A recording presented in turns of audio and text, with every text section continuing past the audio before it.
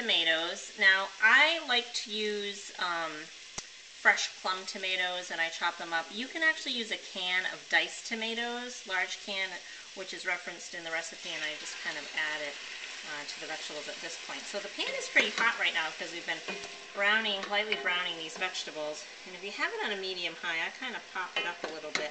That way the juice from the tomatoes will actually cook off all that yummy brown coating on the bottom of the pan that may have been created from the sugars of the onions and the mushrooms.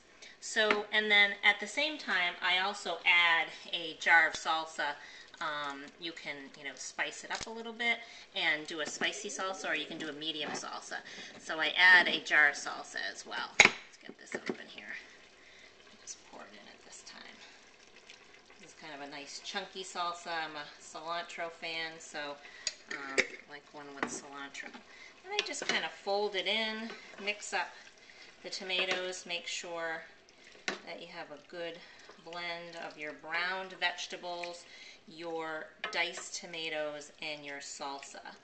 And it's going to cook pretty quickly, so I have it on a medium-high heat, and I'm just going to leave it there for a minute.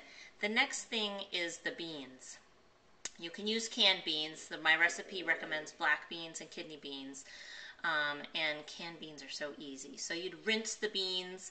I also like to buy dried beans. I cook a big batch of them on the weekend, and then I divvy them up and throw them in the freezer.